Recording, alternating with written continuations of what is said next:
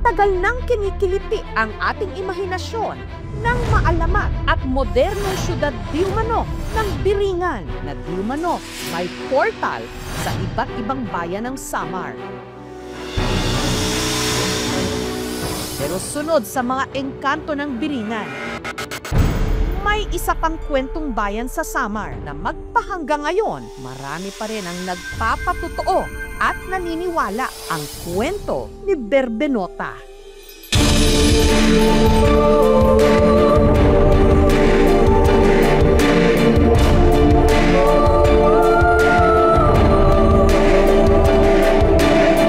Ang ginagawa po ni Berbenota ay pinapalakas niya yung alon.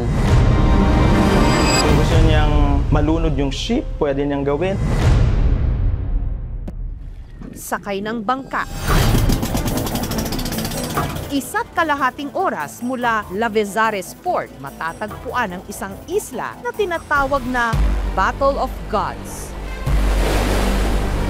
Napapalibutan kasi ito ng mga naglalakihan at naggagandahang mga higanteng bato na hugis dambuhalang mga alon. Ito ang ipinagmamalaking Biri Rock Formations sa isla ng Biri sa Northern Samar. Meron kaming 7 stunning rock formations. Pero ang mga taga-isla may paalala sa mga dadayong turista. Bawal po tayong magingay doon at magkalat. Respetuhin ang isla kung ayaw daw matikman ang puot ng bantay nito, si Berbenota. Si Berbenota daw, yung ang pinakamalaking tao dito daw sa Biri. Ang mga disgrasya raw kasi sa isla, gawa ni Berbenota. Kayang-kaya raw kasi nitong kontrolin ang mga alon. Siya daw yung nag-guide sa mga ship. Kung gusto niyang malunod yung ship, pwede niyang gawin. Katunayan, si Berbenota ang itinuturong dahilan kung bakit may isang maliit na barko na sumadsad sa rock formation ng Biri noong dekada 90 matapos ito di umanong hampasin ng malalakas na alon. Pagtingin daw nila, pier, sobrang liwanag. At si Berbenota, hindi lang daw kwentong bayan. Nung maliit pa ako, nakita ko siya doon sa tabing dagat. Katunayan, nalitratuhan na raw ito. At ako lang ang may kopya niyan sa buong Biri. Ano nga ba ang itsura ni Berbenota? Ang sinasabing tahanan ni Berbenota, ang isa sa 7 rock formations sa Biri Island, ang Magasang Rock Formation. Ang Magasang Rock Formation ay tunuturing na palasyo ni Berbenota. Nanalangin siya sa mga diwata, sa mga Diyos, na gawing bato yung palasyo niya para protektahan yung mga naninirahan doon. Bago tayo makarating doon, so dadaan muna tayo dito sa tulay. So pagdating po sa dulo, lalakad po tayo ng mga 15 to 20 minutes po sa dagat po. Tamang-tama kasi ngayon low tide eh. Pero sulit naman ang pagod dahil ang view mula sa Magasang Rock Formation, makapigil hininga. Tanaw kasi mula sa itaas ang naglalakihang alon ng Pacific Ocean. Parang nasa ibang mundo. First time ko makakita ng lugar na to. Walang katulad. Gayunman, ang tour guide na si Henry may paalala. Bawal po tayong magsulat sa bato, lalo na po bawal po tayong sumigaw at magkalat. Si Berbenota raw kasi masamang magalit. Ang ginagawa po ni Berbenota ay pinapalakas niya yung alon. Kasi siya yung protector ng Magasang Rock Formation, yun ang paniniwala. Gayunman, si Berbenota kilala rin daw na mapagbigay. Tumutupad po ng kahilingan si Berbenota.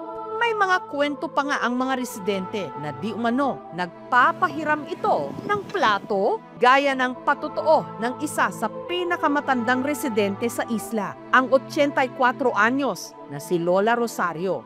Ang kwento ng lola ko, noon, hinihiling kay Berbenota mahiram ng mga plato. Ginagamit sa pista, mayroon hiniram kay Berbenota, nakita na kinabukasan.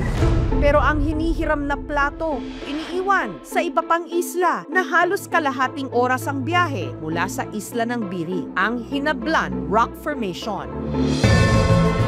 Ang sabi ng tatay ko, ito daw yung pinagpapahingahan niya nung araw. Basag na lang na plato nakikita. Kaya Kasama si Danilo, naglayag ang aming team patungong isla ng Hinablan. Nung naghukay kami dyan sa may malapit sa puno, na-aksidente lang na natagpuan yung mga plato na basag. Ito, katulad nito. Ito ang pinakadulo ng plato para silang palayok. Ganito ang nahukay namin ng mga plato noon. Pinagsama-sama namin itong mga basag. Ganito talaga ang nangyayari. Parang platito. Ito. Naniniwala talaga ako na ito ang plato ni Berbinota dahil ito ang sabi ng tatay ko eh. Pero paano nga ba nagsimula ang kwento tungkol kay Berbinota? Merong iba't ibang bersyon. Si Berbinota, siya ay isang mortal na dinaay or binugkot, chinarm na pumunta doon sa isang spiritual world kasi nagustuhan siya ng isang prinsipe. Kaya eventually, naging diwata. Ayon sa mga kwento, si Berbinota ay romantically linked sa prinsipe ng Araw City, isa ring magical or spiritual world na matatagpuan sa Gamay Northern Samar. Ang Araw City ay parang katulad din ng Biringan. Sinasabi na nag-overlap o magkatabi sila. Ang nagta-travel daw si Berbinota through Golden Galleon kapag gusto niyang pumunta doon sa Araw City. Pinaniniwalaan din ng mga taga-isla, kagaya ni Lola Aida, na si Berbinota tumulong sa kanila nung nakaranas sila ng matinding taggutom noong dekada 90. Nag-ayo kami kang Berbinota ng pagkaon kasi nanini, nagugutom kami. Sunod na lang nilang nabalitaan, may sumadsad na barko sa kanilang isla na may kargang pagkain. Ang laman ng barko na yon, bigas, asukal, harina, mga chicheria, kaldero, kawa. Naghahakot din ako ng mga noodles, gatas. Si Henry, nakakuha raw noon ng kawa at kaldero. Ito yung malaking kawa na nakuha po namin doon sa maliit na barko. Hanggang ngayon po ginagamit po namin. At sa kalagitnaan ng kaguluhan sa pagkuha ng pagkain at gamit mula sa nadiskaril na barko, di umano nagpakita si Berbinota. Makinis na makinis siya. Maputi. Ang damit niyan, white. At nakuhanan pa raw ito ng litrato. Ako lang ang may kopya niyan sa buong biri. Isa lang ang nagpicture. Yung photographer nagbigay ng negative dito. Isa ako sa nabigyan ng ng negative.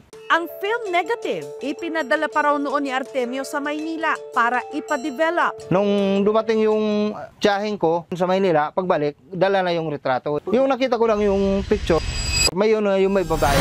Ang litrato, ipapasilip nila sa telebisyon sa kauna-unahang pagkakataon. Hindi siya edited. Ano nga ba ang di umano totoong itsura ni Berbinota na ilang dekada nang kumikiliti sa imahinasyon ng mga taga-Biri sa Samar? Maraming nagsabing si Berbinota. Siya rin ang nakita ko nung bata pa ako. Ibubunyag na sa aming pagbabalik.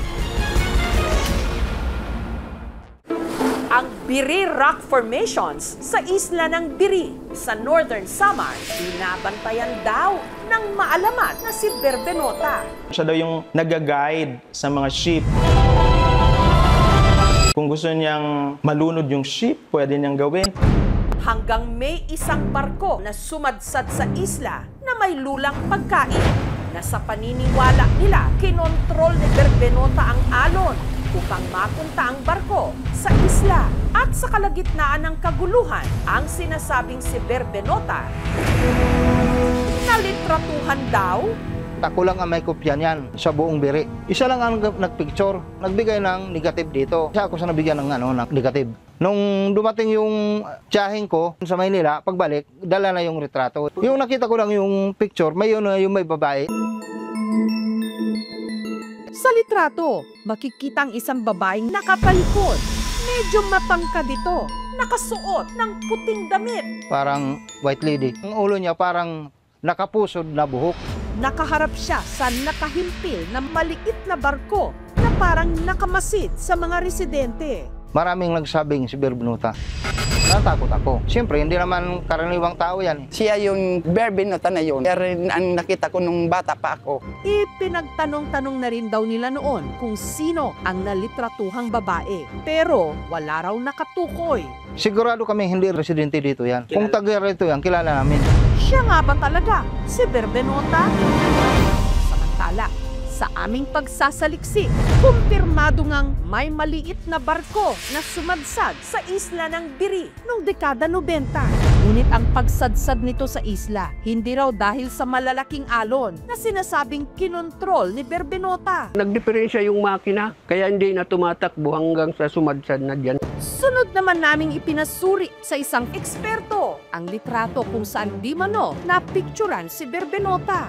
Medyo mahirap din siya kasi ma-analyze due to all of the damage and grunge na texture, kumbaga. Hindi siya edited, pero nagbibigay siya ng shape ng tao. Masyado nakapokus yung photographer doon sa mga tao, pero hindi niya napansin na biglang may dumaan. Nagmukha siyang malaki dahil nasa foreground siya, which explains why malabo siya compared doon sa mga ibang tao doon sa picture. Pero hindi ko rin ma-dismiss na baka nagkaroon nga ng anomaly sa development process kaya nagkaroon ng figuras. Para sa amin, totoo yan. Kahit anong sabihin ng ibang tao, hindi kami maniniwala na hindi totoo yan. Kaya kung hindi totoo yan, hindi magpapakita. Kinakailangan pa ng pag-aaral tungkol dito sa mga basag na plato. Maaari na may mga tao, sinaunang tao na dumating dito, nanirahan sa kanilang lugar. Ang mga kwentong bayan ay parte ito ng ating kasaysayan. Ang Pilipino hanggang ngayon ay malakas pa yung oral tradition. Kaya naipapasa rin ito sa iba't ibang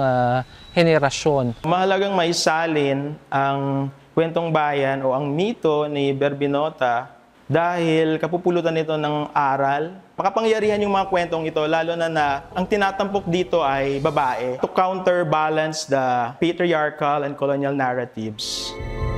Kung sila ay nakakaranas ng kahirapan, natural na makakaisip ang malikhaing mga tao doon sa lugar na yun ng mga kwento ng isang nilalang na may kapangyarihan upang sila ay sagipin. Ang kagandahan din yan, may tinatawag kasi tayo na element of social control sa lipunan. Oh, may nagbabantay dyan. Huwag natin hayaan na may bumaboy doon sa lugar na yun. So, yung mga ganyang kwento nakakatulong upang ipreserba yung lugar na yun. Walang dapat ikatakot sa kwentong bayan na Berbinota. Bahagi rin ng charm at ganda ng Biri. Pag pumunta kayo rito sa Biri Island, maa-amaze kayo sa aming ipinagmamalaking rock formations. And then, you have the chance and opportunity to find out this folklore about Berbinota. Ang alamat ni Berbinota, bahagi ng mayamang kwento nating mga Pilipino na ipinapasa-pasa sa bawat henerasyon. Totoo man o hindi ang mga istorya, patunay ang mga ito ng yaman ng ating kultura at patuloy ding nagbibigay ng ganda at misteryo sa napakamaalamat na Biri Island.